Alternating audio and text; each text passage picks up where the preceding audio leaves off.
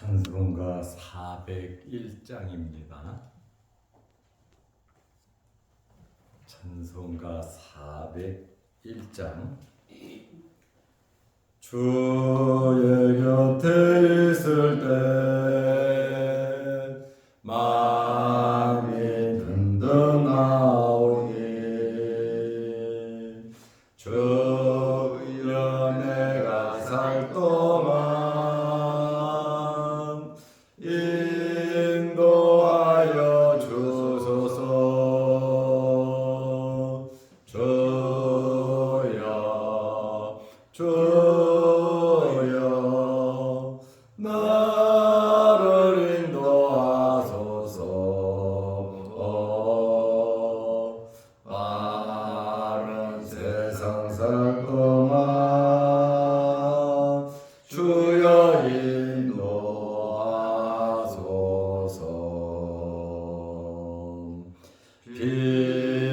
피난처인 예수여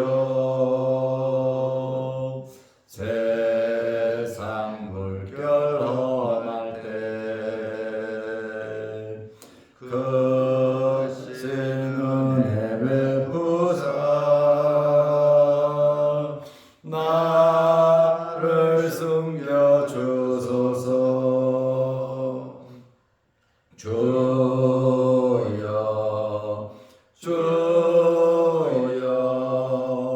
나를 인도하소서. 바른 세상 살 동안 주여 인도하소서.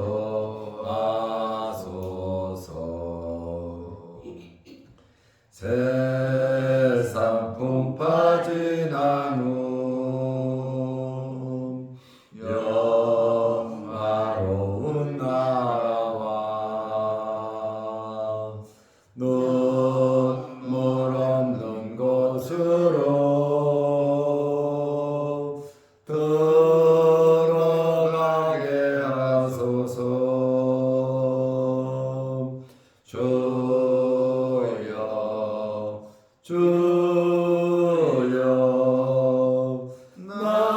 나를 인도하소서. 바른 세상 살 동안 주여 인도하소서.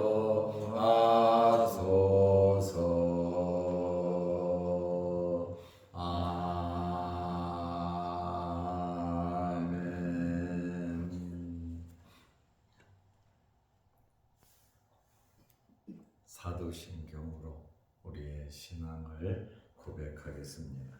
전하사 천지를 만드신 하나님 아버지를 내가 믿사오며 그 외아들 우리 주 예수 그리스도를 믿사오니 이는 성령으로 잉태하사 동정녀 마리아에게 나시고 본디오 빌라도에게 고난을 받으사 십자가에 못 박혀 죽으시고 장사한 지 사흘 만에 죽은 자 가운데서 다시 살아나시며 하늘에 오르사 전능하신 하나님 우편에 앉아 계시다가 저희로서 산 자와 죽은 자를 심판하러 오시리라.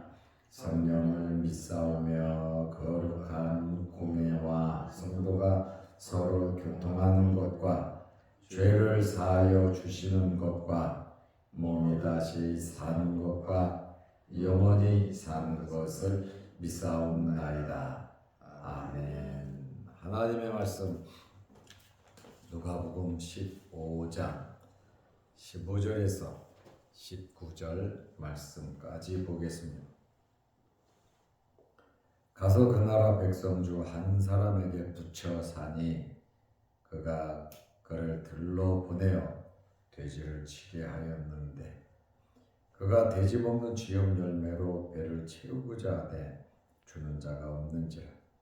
이에 스스로 돌이켜 이르되 내 아버지에게는 양식이 풍족한 품꾼이 얼마나 많은가. 나는 여기서 줄여 죽는구나.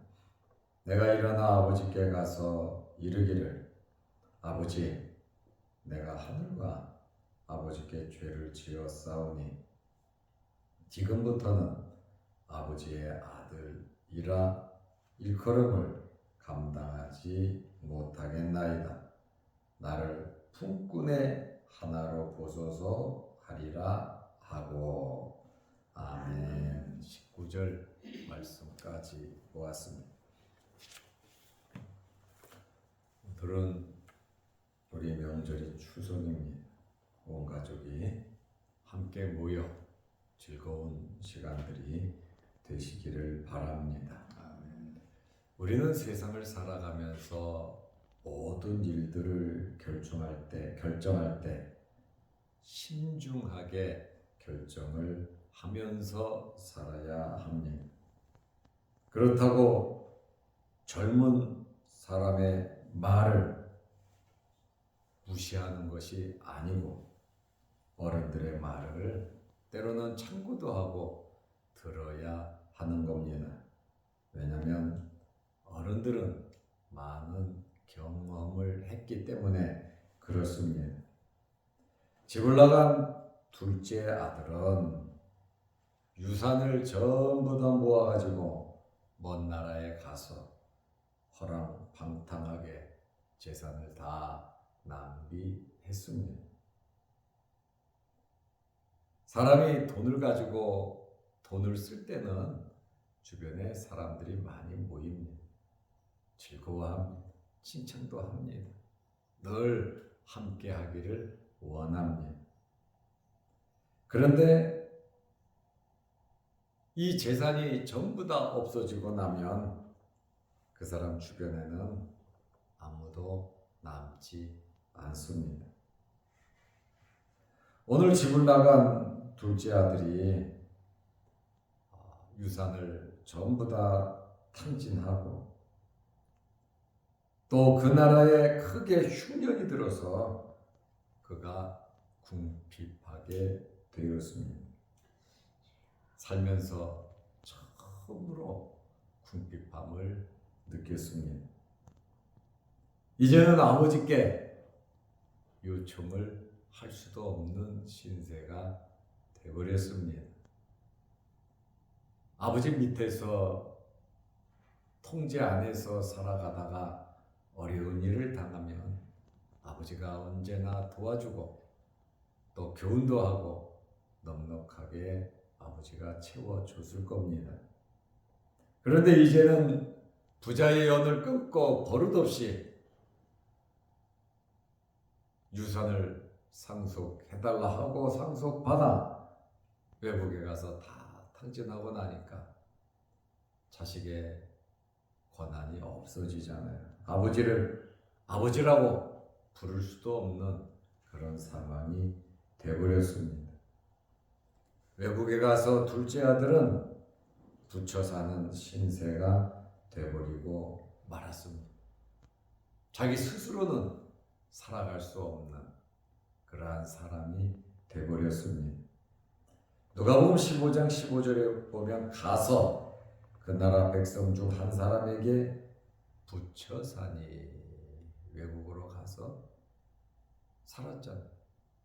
근데 이제는 그 나라 백성 중 한 사람에게 부처 사니, 부처 산다고 하는 것은 더부살이 하는 겁니다. 아주 밑바닥 생활을 하는 겁니다. 내 것은 아무것도 없이 옆에 붙어서 살아가는 겁니다. 자기의 주장도, 자기의 의견도, 자기의 생각도 모두 없이 그저 붙여서 살았습니다. 둘째 아들은 한 번도 경험해보지 못한 삶을 살게 되었습니다. 평생 아버지 밑에서 부유하게 부족함이 없이 살았습니다. 그리고 아버지를 떠나 자유를 만끽하면서 살았지만 아버지를 떠나 통제 없이 자기가 땀 흘리지 않고 번 돈을 가지고 살았지만 결국에는 어떻게 됐습니까? 종살이하게 됐어요. 더부살이하는 신세, 아주 불쌍한 사람으로 전락돼 버리고 말았습니다. 이와 같이 통제를 벗어나고 나 혼자 자유롭게 살려고 하는 사람은 이와 같은 위험이 있습니다. 자유에는 그에 상응하는 책임이 있고 자유를 누릴 만한 그러한 자격이 있을 때 참된 자유를 누릴 수가 있는 겁니다. 이제 한 사람에게 붙여 사는데 그가 그를 둘러보내어 돼지를 치게 하였는데, 이제는 둘러보내서 돼지를 치게 했습니다. 그는 돼지를 치면서도 먹을 것이 부족했고 먹을 것이 없었습니다. 돼지가 먹는 양식으로도 지업 열매죠. 자기 배를 채우지 못했습니다. 16절에 그가 돼지 먹는 지업 열매로 배를 채우고자 하되 주는 자가 없는지라, 얼마나 냉혹한 현실입니까? 되지맛도 못한 인생이 돼버리고 말았습니다. 완전히 버림받은 상태가 되었습니다. 유대인은 돼지를 불결한 짐승으로 봅니다. 그래서 돼지고기를 유대인들은 먹지 않습니다. 그리고 돼지는 하나님께 제물로도 바칠 수가 없었습니다. 돼지가 불결하면 돼지를 치는 사람들도 불결하게 취급을 받았습니다. 그러므로 유대에서는 이방인들이 주로 돼지를 쳤습니다. 그런데 이 둘째 아들은 돼지가 먹는 돼지밥도 부족해서 먹지 못했습니다. 잘못된 결정은, 잘못된 판단은 이와 같은 결과를 초래한다는 것을 우리는 알아야 합니다. 아버지의 통제를 벗어나면, 아버지의 법 테두리망에서 벗어나면 자유를 얻을 것 같고 좋을 줄 알았지만 그렇지가 않았다는 겁니다. 둘째 아들은 그 누구도 먹을 것을 주지 않는 그러한 현실 속에서 굉장히 어려움을 겪었습니다. 모든 사람들에게 따돌림을 당했습니다. 재물을 다 모아 먼 나라에 가서 허랑방탕할 때는 주변의 사람들도 하하호호 많이 있었지만 그 재산을 낭비하고 빈털터리가 되고 보니 그 어느 누구에게도 관심을 받지 못했습니다. 그리고 함께하던 사람들이 모두 떠나버렸습니다. 그 어느 누구 하나 옆에서 위로하고 격려하고 책임져 주는 사람이 없었습니다. 자기와 다 똑같은 사람들, 자기를 이용해 먹는 사람들, 주변에 온통 사기꾼이 득실거렸습니다. 우리는 바로 알아야 합니다. 호요식할 때, 뭔가 있을 때 사람이 주변에 있지만 어렵고 힘들 때 아무도 책임지려고 하는 사람이 없다는 이 사실을 우리는 깨달아 알아야 합니다. 이 둘째 아들은 외국에서 비웃음과 조소를 당했습니다. 그런데 때로는 이러한 어려움이 약이 될 때도 있습니다. 채찍과 꾸지람이 때로는 그 사람을 바르게 인도하기도 합니다. 이러한 어려움이 이 둘째 아들에게는 터닝 포인트가 된 것입니다. 계속해서 허랑방탕할 수는 없지요. 수입은 없고 지출만 있으면 언젠가는 부도나게 되어 있습니다. 꽃감을 빼먹으면 맛있는데 그 꽃감은 금방 떨어지게 되어 있습니다. 이러한 어려움이 자신을 돌아보게 되었고 아버지 밑에 통제를 받으며 있는 그것이 얼마나 큰 은혜인가를 그는 깨닫게 되었습니다. 정말 무엇이 귀중한가를 깨닫게 되었습니다. 철없이 지낼 때는 자기 마음대로 할 때는 아무것도 몰랐는데 외국에서 이러한 어려움을 당하고 보니까 그는 깨달았어요. 깨달으면 어떻게 해야 되겠습니까? 회개하고 돌아가야죠. 어렵고 힘들 때 빨리 자기 자신을 발견하고 자기 위치로 돌아가야 하는 것입니다. 둘째 아들은 스스로 돌이켰습니다. 다시 말하면 깨달았다라고 하는 그러한 말입니다. 내 백성이 지식이 없으므로 망한다 그랬거든. 이 지식은 어떤 지식입니까? 여호와를 아는 지식입니다. 우리가 하나님을 아는 지식이 없으면 우리 또한 둘째 아들처럼 살아가게 됩니다. 나를 중심해서 살아가게 되고 여호와를 아는 지식이 없으면 내 생각대로 살아가게 되어 있습니다. 그래서 여호와를 아는 지식이 없으므로 내 백성이 지식이 없으므로 망한다고 말씀을 하고 있습니다.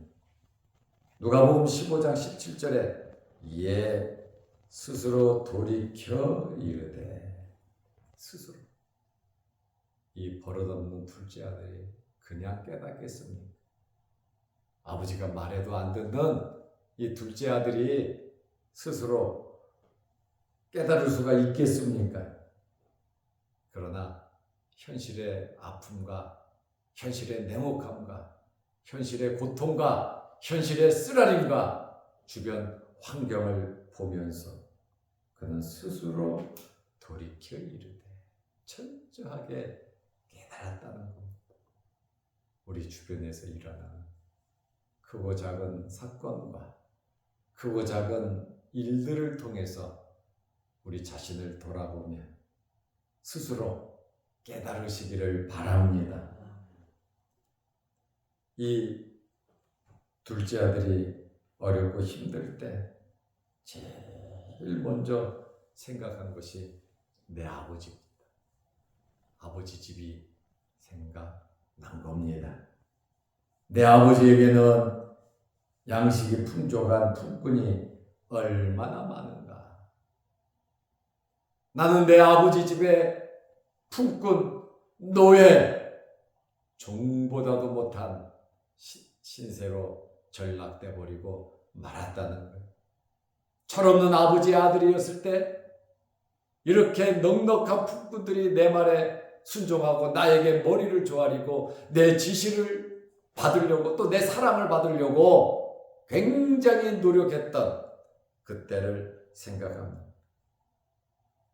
이제는 스스로로 돌이켜서 나는 아버지 집에 품꾼만도 못하고 나는 여기서 죽여 죽는구나.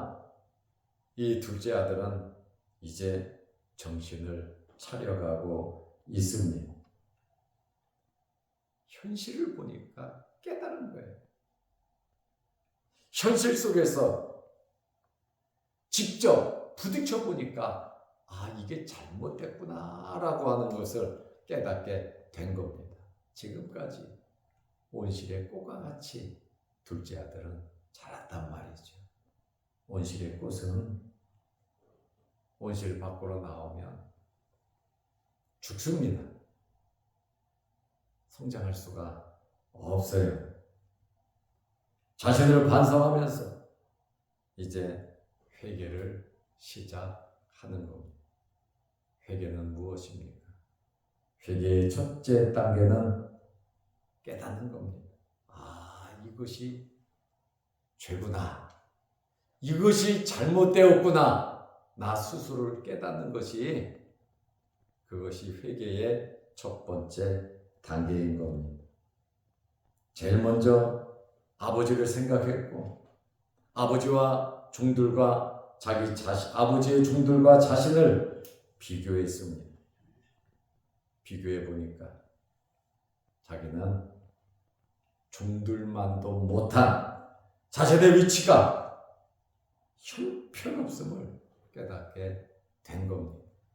아버지보다 더 잘 되려고, 형보다도 더 좀 잘 되려고, 또 즐기면서 구식 방법으로 안 살고 신식 방법으로 살려고 이렇게 버르장머리 없이 큰 소리 치고 떼부리고 유산을 상속받아가지고 멀리 외국으로 나왔는데 이제 자기 자신의 위치가 형편없음을 이렇게 깨닫게 되었습니다. 자기 위치를 돌아보니까 뭐라고 말합니까? 여기서 줄여 죽는구나. 참 먹고 마시는 문제. 내가 여기서 줄여 죽는구나. 굉장히 절박한 상태의 임을 우리는 알 수 있습니다. 때로는 하나님께서 우리를 깨닫게 하기 위해서, 우리를 회개시키기 위해서 이런 절박한 상태를 만드시기도 하는 겁니다. 둘째 아들은 살아야 되기 때문에 자신의 의지로 아버지께 돌아간다고 말을 합니다. 이 아들이 살 길은 아버지께 가는 것밖에 없었습니다. 우리의 살 길은 하나님께로 돌아오는 것입니다. 우리의 살 길은 죄를 벗어버리고 하나님 앞에 나아가는 것이 우리의 살 길인 것입니다. 둘째 아들이 자기의 잘못만 깨닫고 알고 그냥 거기에 머물러 있다면 그는 거기에서 굶어 죽을 겁니다. 그러니 이 둘째 아들은 누가복음 15장 18절에 보면 내가 일어나 아버지께 가서 이르기를 아버지께 가겠다잖아요. 내가 일어나 현재 환경, 현재 위치, 지금 이 환경, 이 시간에 내가 일어나 아버지께 가서 이르기를 아버지 내가 하늘과 아버지께 죄를 지었사오니. 회개의 두 번째 과정입니다. 첫 번째는 죄를 깨닫고 아는 겁니다. 두 번째는 슬퍼하는 겁니다. 내가 정말 아버지께 잘못했구나 하고 슬퍼하면서 죄를 고백하고 각오와 결심을 하는 겁니다. 이렇게 그의 마음속에는 아버지께 잘못한 것에 대해서 깨닫고 나니까 너무 슬픈 거예요. 내가 너무 잘못한 거예요. 이것이 회개의 두 번째 단계인 겁니다. 결심을 했으면 실천으로 옮겨야 합니다. 이것이 회개의 열매, 세 번째 회개의 과정인 겁니다. 처음에는 알았고, 두 번째는 슬퍼했고, 세 번째는 자기가 슬퍼하고 자기가 깨달은 그 자리에서 일어나서 아버지 앞에 가서 고백할 때 참된 회개, 용서가 되는 겁니다. 아버지와 관계가 회복되는 방법이고 이것이 이 세상에서 똑바로 살아가는 비결인 것입니다. 우리는 육신을 입고 살아가는 동안 연약함이 참 많습니다. 둘째 아들과 같이 살 때가 정말 많습니다. 그러나 이 둘째 아들처럼 무례하게 행한 것을 알고 자기 위치를 지키지 못한 것을 알고 아버지의 재산을 탕진한 것을 알고 허랑방탕한 삶을 알고 부정한 생활 돼지를 치면서 살았던 그 비참하고 처참한 그 상황을 알았습니다. 그리고 아버지 집에서의 그 진실된 행복을 그때가 좋았구나 하고 깨닫고 아버지에게로 돌아갔습니다. 이제 이 아들이 뭐라고 말합니까? 아들이 아니라 나를 품꾼으로 여겨달라는 겁니다. 내 아버지 집에는 품꾼도 나보다 더 나은 삶을 살아가는데 내가 아버지 집에서 품꾼이 되어서 품꾼과 같이 살아갈 수 있다면 자기에게는 그거보다 더 큰 복이 없다는 것이죠. 왜? 지금 현재의 삶보다 현저하게 좋기 때문에 그렇습니다. 누가복음 15장 19절에 지금부터는 아버지의 아들이라 일컬음을 감당하지 못하겠나이다. 아들 자격이 없다는 거죠.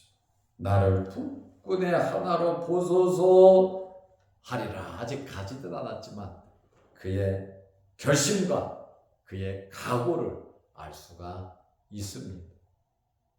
지난 일을 생각하면 갈 수 없죠.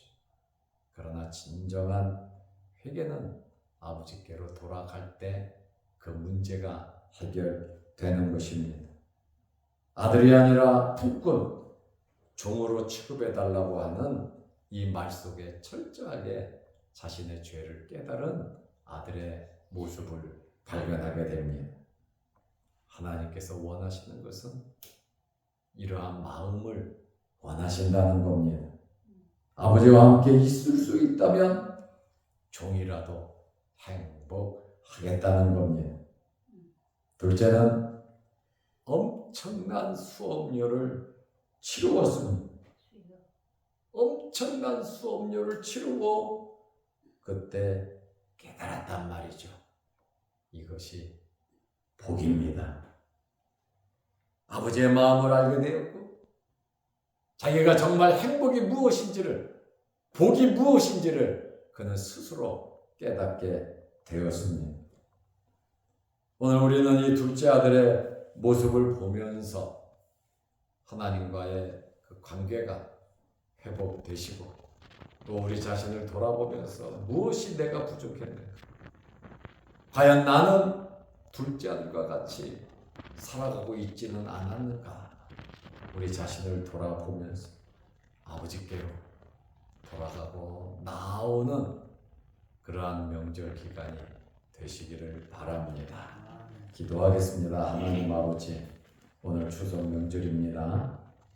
가정에서 온 가족과 함께 하나님께 감사, 서로 좋은 담소를 나누며 은혜가 있는 시간 되게 하옵소서. 오늘도 이 새벽에 우리 장로님들, 권사님들 불러주셔서 하나님께 예배드리며 영광 돌리게 하심을 감사합니다. 늘 건강 주시고 오늘도 이 새벽에 기도하는 기도 제목마다 하나님께서 응답하여 주옵소서. 또한 바쁜 일상 가운데에서도 영상 유튜브를 보면서 말씀으로 은혜 나누는 성도들에게도 크신 복을 내려 주옵소서. 예수님의 이름으로 기도드리옵나이다. 아멘. 하늘에 계신 우리 아버지여, 이름이 거룩히 여김을 받으시오며 나라의 임하옵시며 뜻이 하늘에서 이룬 것 같이 땅에서도 이루어지이다. 오늘날 우리에게 일용할 양식을 주옵시고 우리가 우리에게 죄 지은 자를 사하여 준 것 같이 우리 죄를 사하여 주옵시고 우리를 시험에 들게 하지 마옵시고 다만 악에서 구하옵소서. 대개의 나라와 권세와 영광이 아버지께 영원히 있사옵나이다. 아멘. 자유롭게 기도하시고 오늘 추석 명절 즐거운 시간들 되시기를 바랍니다.